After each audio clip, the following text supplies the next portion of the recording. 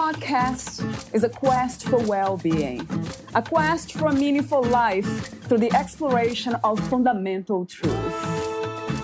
Enlightening ideas, insights on physical, mental, and spiritual health. The inspiration is love. The aspiration is to awaken new ways of thinking that can lead us to a new way of being well. Welcome to Body, Mind, and Soul Healing Conversations.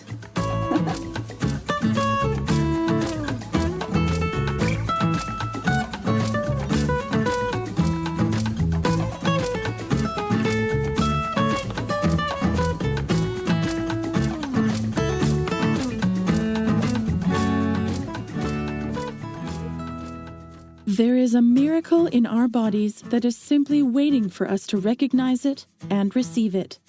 The miracle is this luminous, loving creation that is living within you, living as you. Everything you've ever needed has always been inside of you. You don't have to create anything, succeed at anything, change anything, or achieve anything. You just have to say yes and receive the gift within. And yet it can be so hard to say yes to ourselves, to accept the miracle of ourselves. This is when we need to find the self-discipline to love ourselves, to show up and stay the course, and overcome the obstacles that we may have inherited in our thinking. Fitness from the inside out often means letting go of our conditioning. Conditioning has its roots in those things we have been told about ourselves and the world, the beliefs we have inherited that might be holding us back. We can spend a lot of our lives trying to follow the same path, subconsciously programmed to believe that happiness lies in obeying the same list of rules, in being more like everyone else. But this is wrong. There is no list of rules. There is one rule, and that rule is, there are no rules. Happiness and a whole life come from living as you need to, as you want to, as your inner voice tells you to. When you feel the need to apologize or explain who you are, it means the voice in your head is telling you the wrong story, and it's time to wipe the slate clean and rewrite it. No more fairy tales. It's time to become your own narrator, writes Rihanna Watson, the author of Brave, Beautiful, and Bearing It All, opening our hearts to happiness no matter what life throws at us. Valeria Teles interviews Rihanna Watson. She is a bold, compassionate writer, yoga teacher, wellness trainer, and social media sensation who has come out of the other side of a lot of personal trauma, both stronger and happier, and explores how to strip back your protective layers. Rihanna has come out the other side of personal traumas, including sexual assault, postnatal depression, and a suicide attempt, both stronger and happier. She loves engaging with her extensive online community, helping them be brave enough to live in ways that they previously only dreamt of. Fit, open, vibrant, contented, true to themselves, and free. She is now keen to share her message of love and empowerment through her book and work. Here is the interview with Rihanna Watson.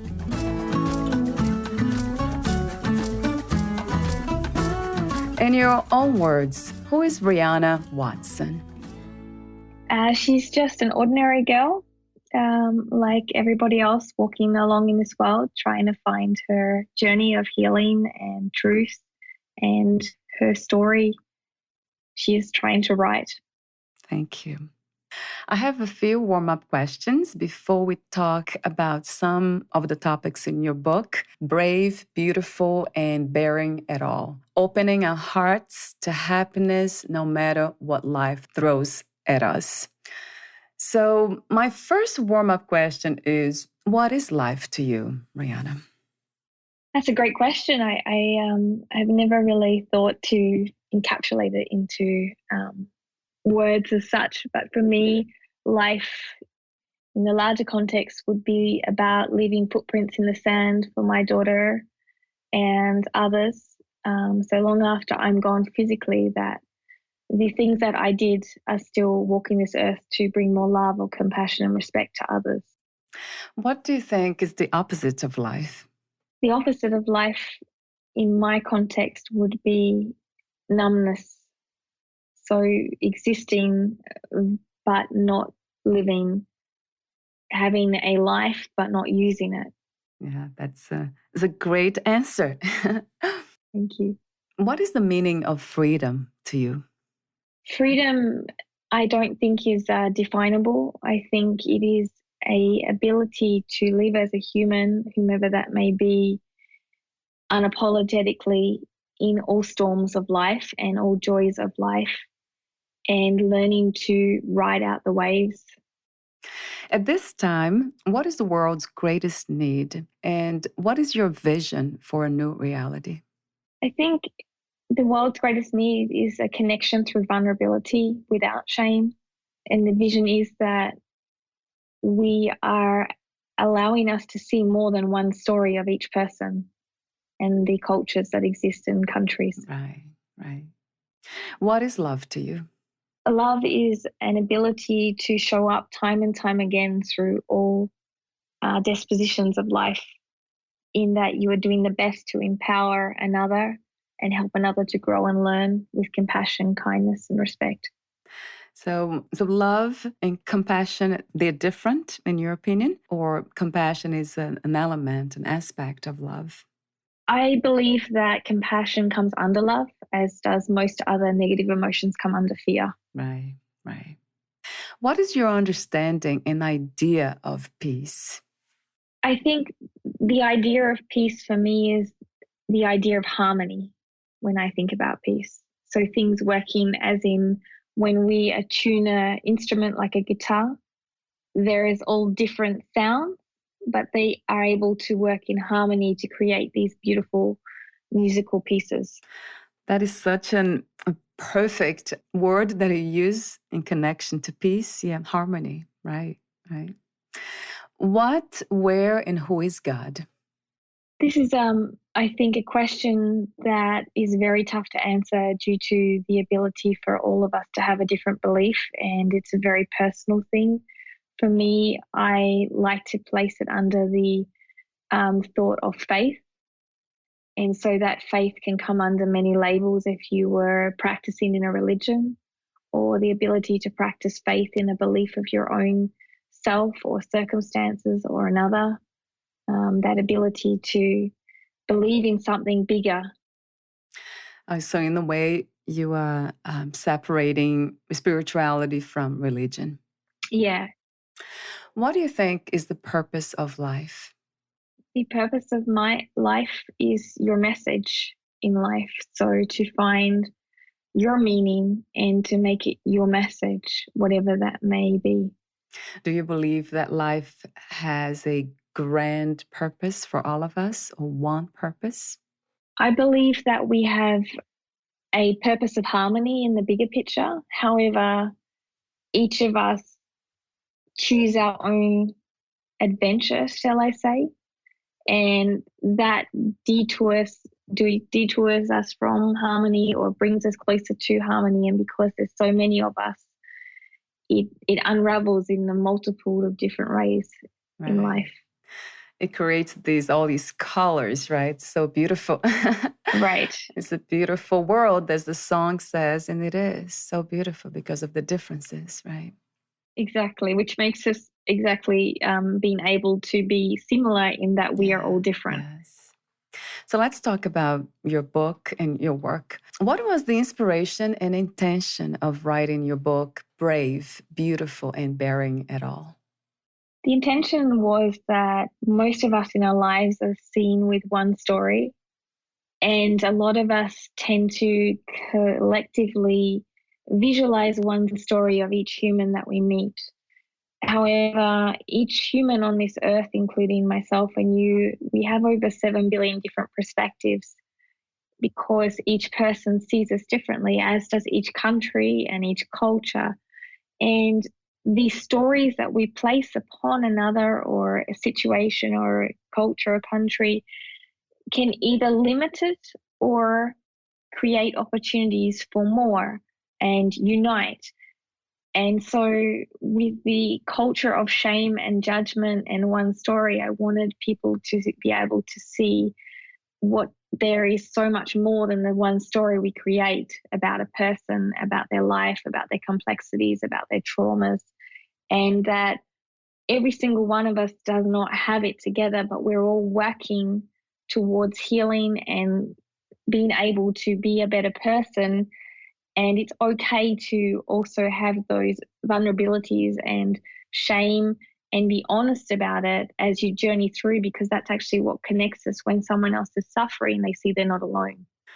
Yeah, and that's such an important aspect of healing, to know that we are not alone, right? Very much so.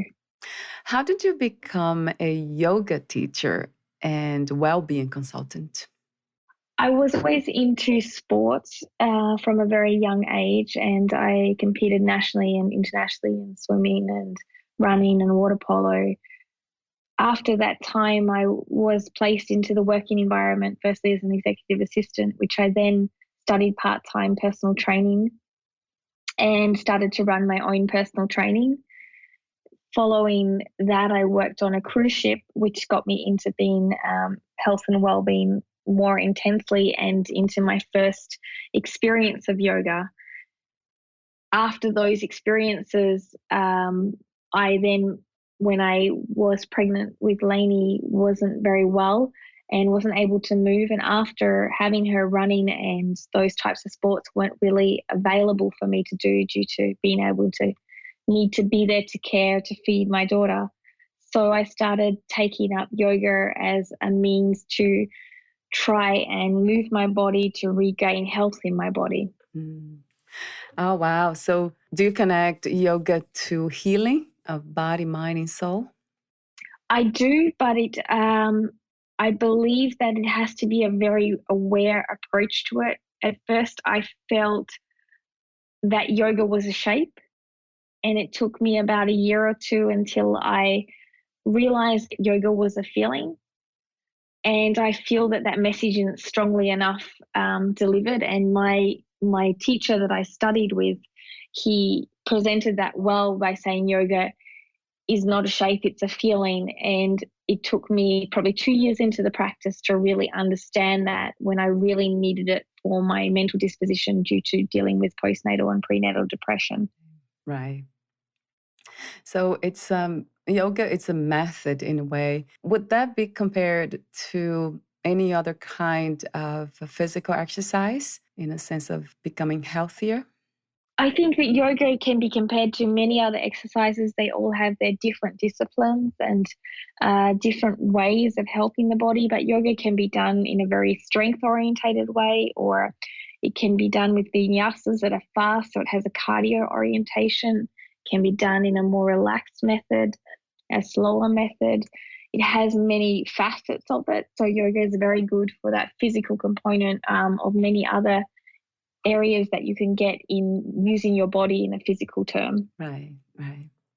I have a question. I think might be the right time to ask about your understanding of what is to be a healthy person. You talk about fitness from inside out. So what would that be? One of the things that I realized myself personally, due to suffering depression and having to regain my balance in myself, was that so many of us are attaining a physical goal from our movement, and then we're wanting a 30-day program or something to ascertain maybe looks of losing weight, a number on the scales. And then at the end of those times, whether we get the goal or not, we're no happier. We don't feel any more satisfaction. We don't feel any more centered or balanced. What I realized is, after the last 7 years of working out at home and taking up yoga, was that the only terms of happiness that I got was when I rewired that movement was a feel to make me feel better, to make me feel healthier, to make me work through my emotions, to address whom I was. In turn, those movements then led to outside changes, but the outside changes were not the driving force. Right. And that is key, isn't it? Yeah. Not just the outside change that we want to manifest. Speaking of change, you talk about in a book that self-discipline is central to bringing about any meaningful change in life. You used that phrase. So I'm wondering if you connect self-discipline to self-control.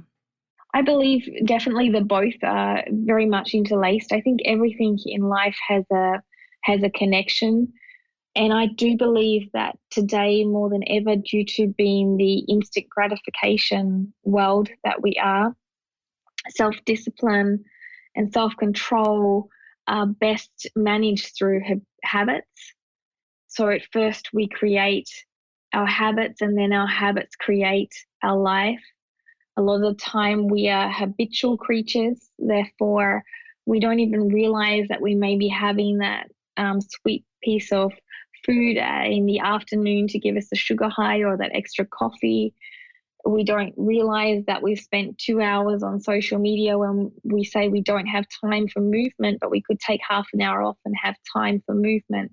And so our habitual status and self-control by creating those habits, being self-aware, and the discipline to manage them are very key components to us regaining our abilities to have control and empowerment in our life. Yeah, it is so, so true.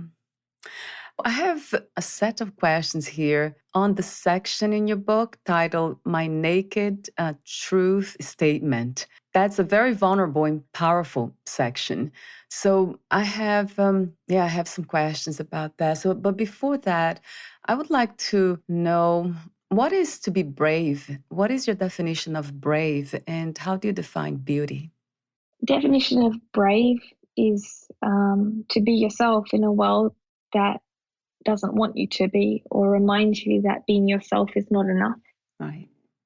I love that. And beauty is the definition of your truth shining through in all contexts of whom you are, unapologetically, so that people can see your light and others can see the way. Wow, Rihanna, I really love that. Thank you. Both definitions, yeah, they're very profound and true. So true. So, yeah, let me ask you a series of questions about that statement that you made. The first one is, how did you overcome so many challenges and traumas?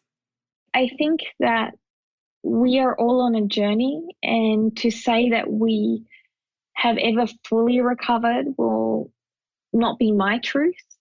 It will be that I have found myself throughout these traumas, found the things that are not for me, found the ways to empower me beyond the trauma, and found the meaning behind the trauma to help me to grow as a person. Did you use methods like meditation and therapy or any other methods? I wasn't blessed to be in places of space mentally or culturally for professional help due to being in multiple of different countries, different languages, and then internally due to not understanding language in those places to project. So I actually went via the method of meditation, movement, and a lot of reading. Reading, yeah, that's interesting. Did you do some writing too? I did a lot of journaling, yes. It's extremely healing at writing, in my opinion, and from my own experience too. I Right. agree. Yes. Finding those words to describe things that you couldn't understand. Right. It's yeah. Just seeing that on paper, there's something about it. Yeah, something magical happens. So going back, and one of my questions relates to that subject of being authentic, just being yourself. Why do you think so many of us are terrified to be ourselves? Why we are so afraid to speak our truth? I believe as we've grown up as humans, and particularly now that I'm a mother and watching my own child and her experience, we are fragmented very early on in this world via the cultural perspectives of what is a decent human, the school perspectives, the family perspectives, and then the society perspectives. And so over time, we have learned to suppress many of our emotions, thinking that they are bad. And that then in turn leads us to this negative self talk and this overwhelming shame that often happens with certain categories of us that we mask. And so we have to then go forward to be able to become ourselves, to look at all these messages and realize what was actually truth for us and healthy. And therefore, we have to rewire our neuro pathways to understand that we weren't bad people. We weren't wrong for doing this. It was just that we perhaps could have handled it a different way if we'd only had someone to talk to us about it or help us to understand. Or maybe it was a great way to handle it in a different space and time, just not with these people. Yeah. Do you think that spirituality helps? I think an inquisitive mind helps. I think spirituality can come into play definitely, but you don't necessarily have to be spiritual to be a part of that process as long as you're inquisitive to the possibilities of new perceptions. Yeah, because from that space, lots of shifts will happen, shifts of perspectives, and then, yeah, ultimately, life will change. So let's talk about a topic that you mentioned too in your book that's very interesting to me, judgment, and judgment especially, but hatred too. So how do we become more resilient when it comes to the outer judgment and hatred? The outer judgment and hatred takes a lot of reflection work, a lot of inner child work to understand that all of us are projecting. And many of those projections, they could reflect us because we often see each other in each other. That's why we are triggered. That's why we resonate. And we have to understand that the wording of a person that is judging is coming from their experience, their one story. The point is their one story really truth or not? And when we start to humble the ego enough to inquire,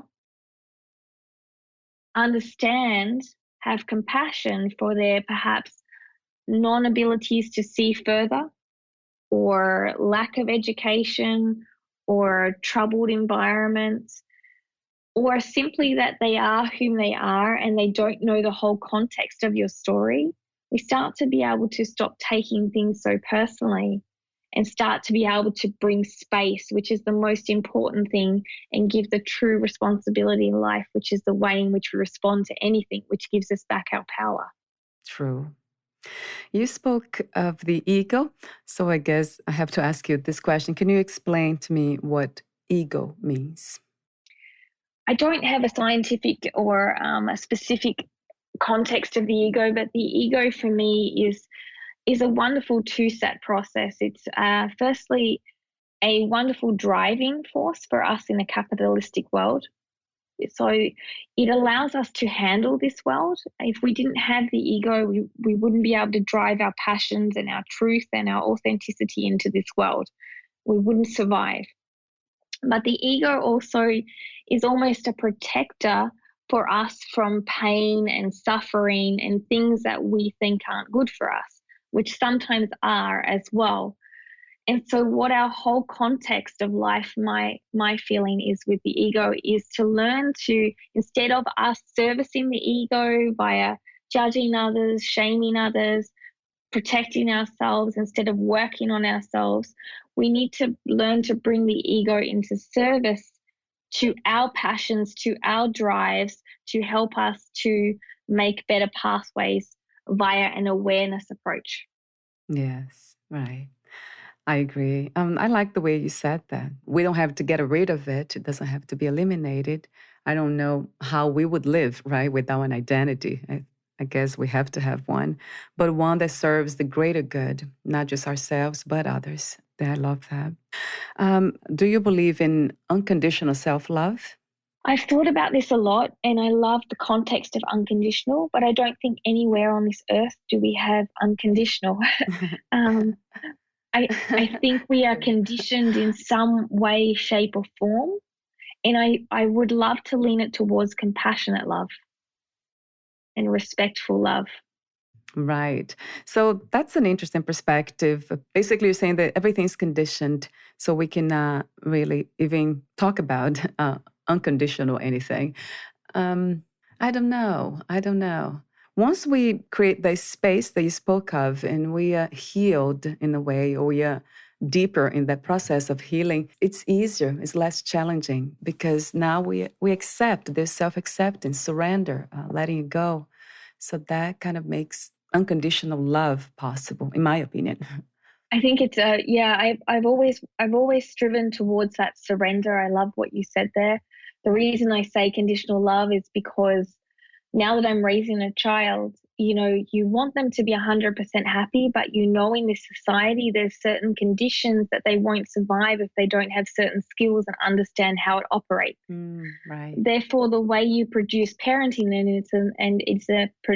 parenting is a love way of parenting, you still have to provide conditional placement for your child to understand this world. Although you would love to say it's all rainbows and happy spaces, and if you're a good person, the world will be good back, the reality is that it's not.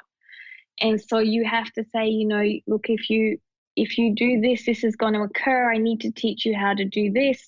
Therefore, it's not really unconditional because I've already been conditioned to create a certain type of teaching that will fit this certain type of either world that you're creating or world that we exist in, so this child can acclimatize and accustomize to what is around them. So I feel like I believe in unconditional love, but I don't know how to produce it without conditions when the world and everything we do has some type of condition to it. But I think, like you say, surrender to the journey is really beautiful. I love that context. Yeah.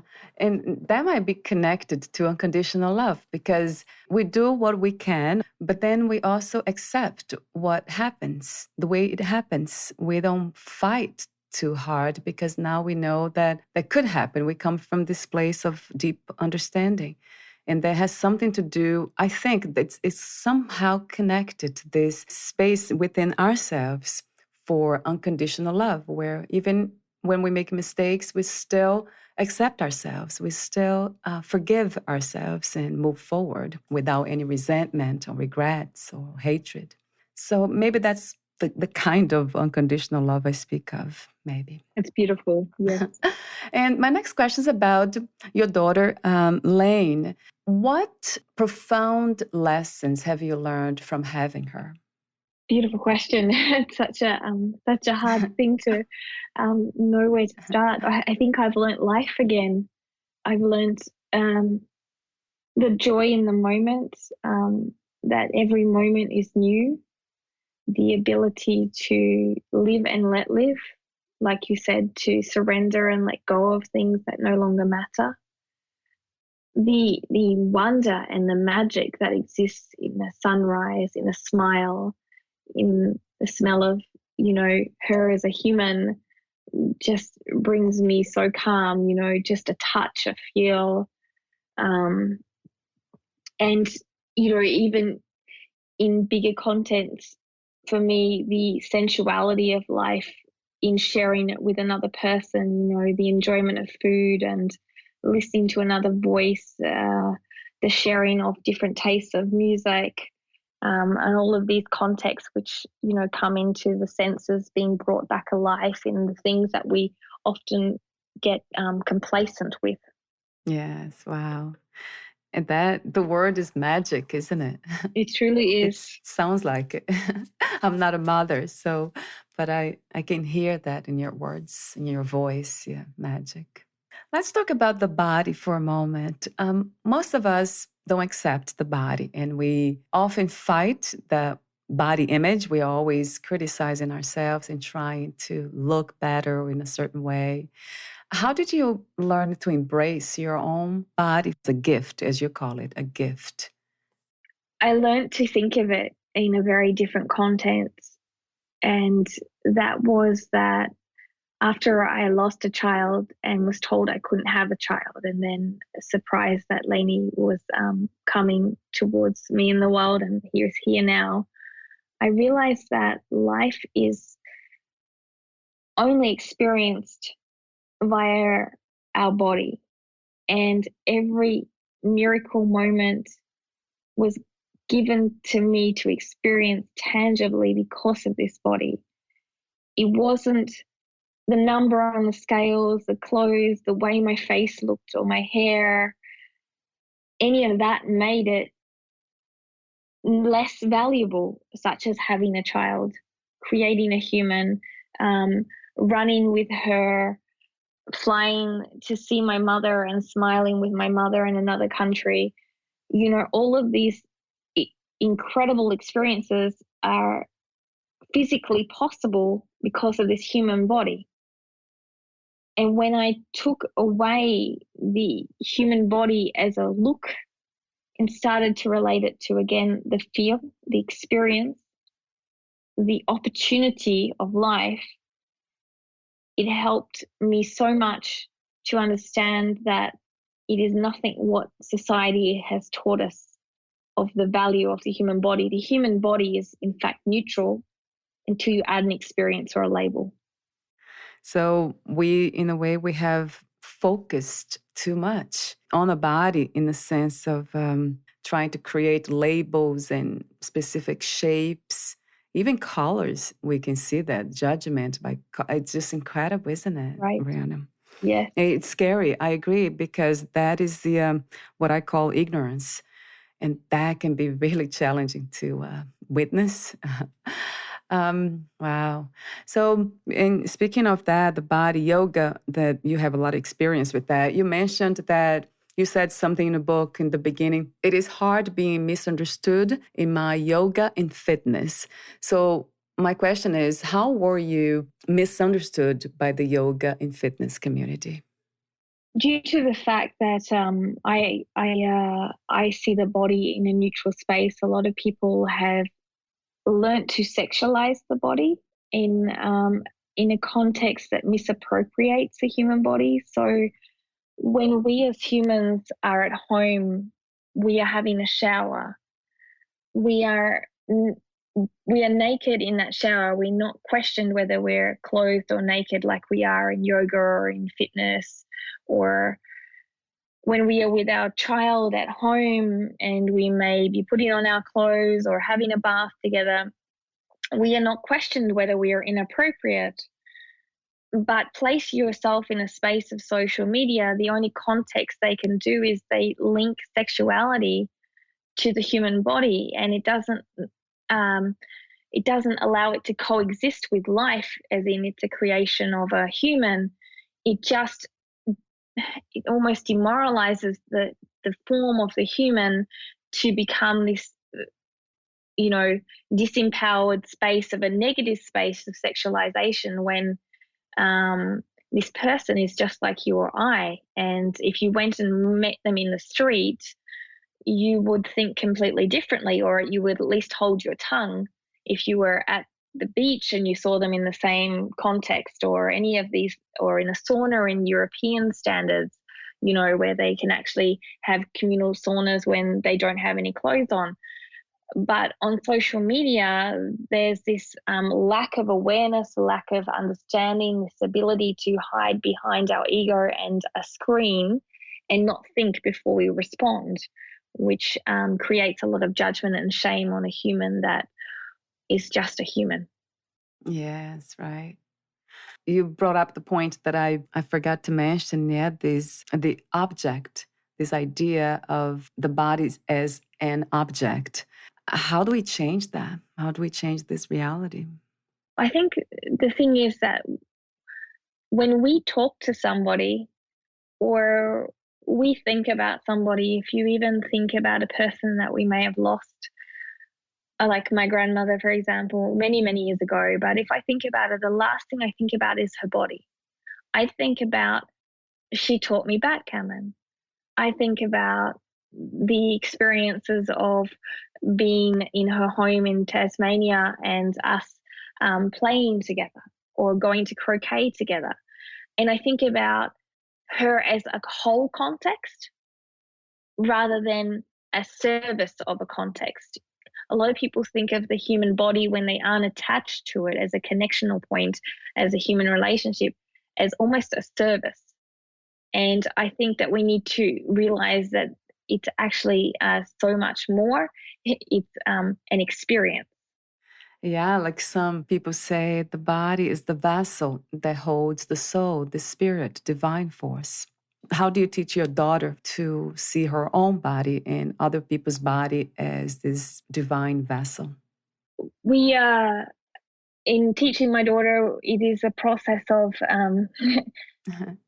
is simply beautiful men and or handsome men and beautiful women. And if she has questions, it's simply being honest with her in the approach that this is a human and this is their experience in they're having an experience. This is their body, but whether they're big, small, or any size, we never reference as and so when she sees me, and she might see me out of the shower, she'll say, "Oh, you've got a beautiful body, Mum," and um, she will always have that context. So I've never taught her about a bad day of weather being rain, as a lot of people, and I've never taught her about anything other than a beautiful body. I've taught her it's a beautiful body that gives you a gift for life, whether you walk, whether you're on crutches, whether you're on, a chair. And so she basically at this stage, sees everyone as a beautiful gift in a human body. Wow, that's such a wonderful example, reference for other parents. Wonderful, wonderful. Thank you. And within this context of a beautiful body, then you're teaching her, in a way, self-acceptance and self-love, isn't it? It's all connected. Yes, and I've always asked her questions, what do you like about yourself? And I ask her to say 2 things she's grateful for every day since she's talked, experience that she's had with her day, rather than focusing on anything a look of her day, and reminding her that experience came through her body. And when she is, when she's discovering herself, I remind her it's just a human experience, and it's a beautiful gift to, feel the warmth in her hands and all of these things. So it comes under the contextual life of, wow, my body is a wonderful experience for life. Yeah, I love that. An experience, right? Like everything else. Talk to me about perfectionism. How did you do it? And how do you suggest we learn to be less of a perfectionist? I believe that my thought is that if I wanted someone to meet me, I'd want them to know me already if we're connecting online. So I realized that I would never want to show up in anything that I'm not, because I would never want to explain myself. I would never want to speak above the means of who I am, because I'm standing on the shoulders of so many other insightful people that I have learned from. We are all reinventing the wheel. The words that we are reflecting upon as we speak have been said somewhere else at some other time. The yoga teachings that I give, I've learned. So I'm embodying them into my version of my feel of yoga, but I cannot have done this without all of the impact of the other, humans that I have coexisted with or touched base with in my life. And so I realized the more I tried to pretend that I was on an island and I had to have it all together, nice one palm tree, perfect white sand, and nothing out of place, the more I became isolated, in that I would never build a bridge to connect to others. I would stay on that island and therefore never be able to potentially achieve my dreams or goals. And so that perfectionism was that island. If I worry too much about how I look, then I'm never going to get out and face the day. If I worry so much about what my life has caused me to happen, I'm going to stay there for the rest of my life, and it's going to never allow me to grow into what I could be in the future, rather that I would stay as the past. So I learned the controlling mechanism for perfectionism just wasn't worth it. And acceptance was a key. Oh, acceptance, right, Rihanna. Oh, yeah, yes, 1,000 times. Do you connect fear to perfectionism? Very much so. Yeah, I think we've all been wired to be fearful in so many means. And so I believe our journey is to bring down the walls that we built to keep love out, that we thought we had built to keep love in, but actually keeps love out. Yeah. Going back to the topic that you mentioned earlier on sensuality and sexuality, and this has a lot to do with the way the body is being labeled and used. Unfortunately, it has caused a lot of suffering in so many ways for so many of us. Talk to me about how you did it and how we can do it, embrace our divine and innate sensuality.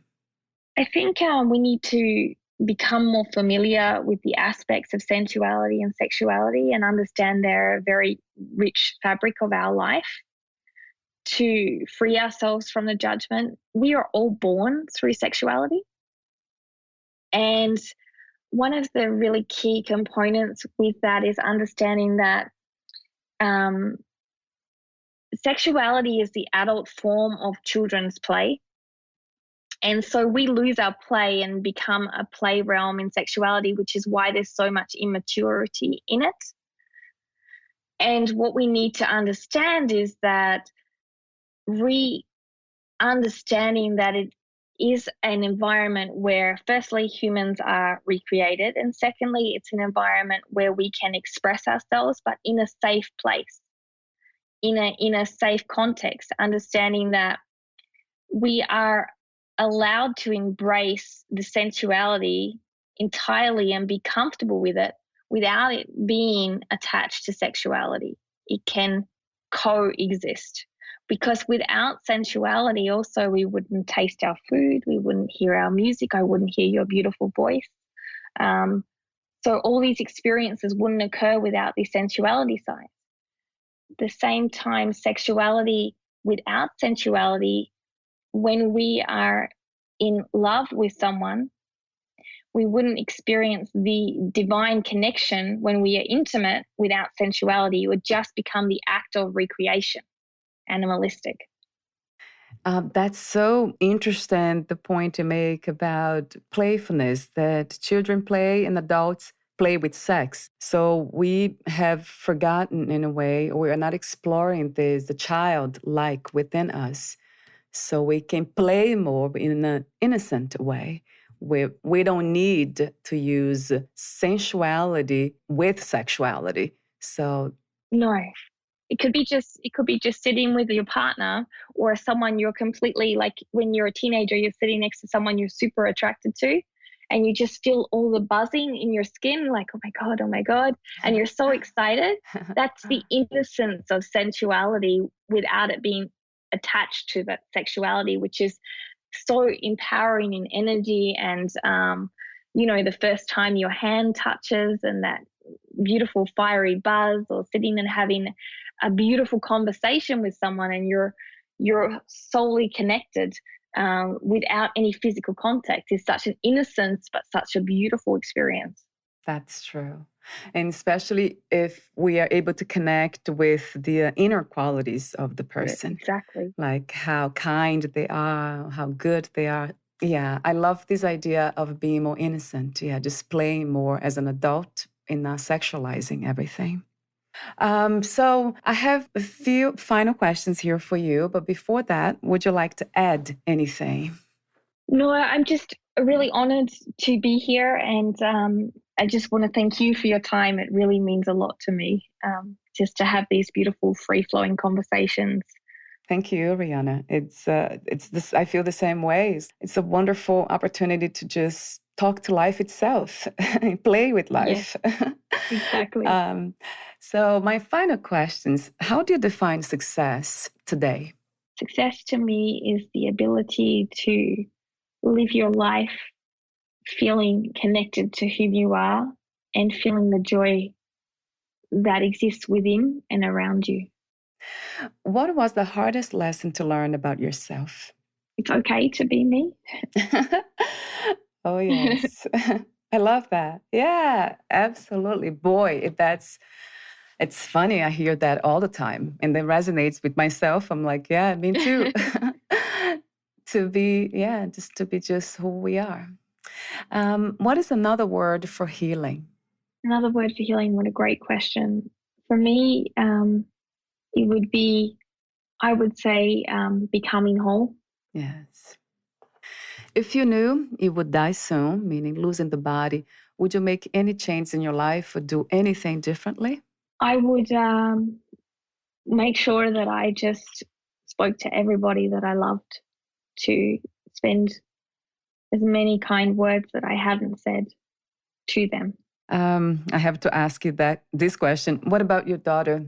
Um, we've already talked about this, and I said that we all come from the stars, so I will be inevitably watching her, and I will always be in her heart, and no matter what, she will feel me every day. That's beautiful. Does she understand? Did she understand? She did. She definitely wouldn't want me to go, but she resonates, the concepts of it. And I always say to do what makes you happy, and Mum will be very proud and happy. Do you believe in life after death?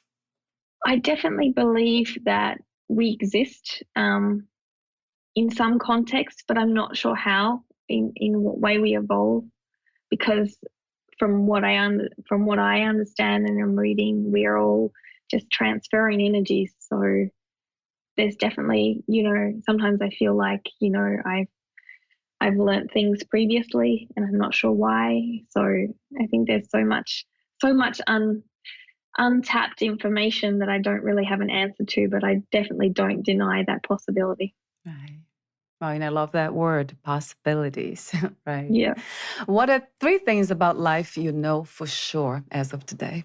I know that we are all blessed to be alive. I know that love exists, and I know that the human experience is hard, but it's also beautiful. Yeah. Thank you so much, Rihanna, for this conversation. It has been genuine, fun, and I love your wisdom. Thank you. Thank you. Thank you for your time. Where can we find more information about you, your books, products, services, and future projects? You can find me through Instagram, Open Hearts Can Unite, or www.rihannawatson.com. Wonderful. Thank you so much again, Rihanna, and we'll talk soon. Thank you. Bye for now. Bye.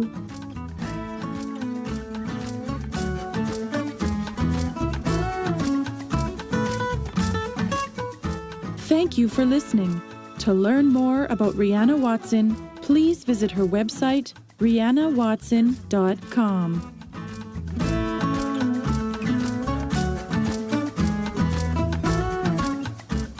To learn more about this podcast, please visit fitforjoy.org/podcast. I want to thank the Patreon members, Lawrence McGrath, Mark Basden, Terry Clayton, and Aidan Vickrock. Thank you again for listening, and bye for now.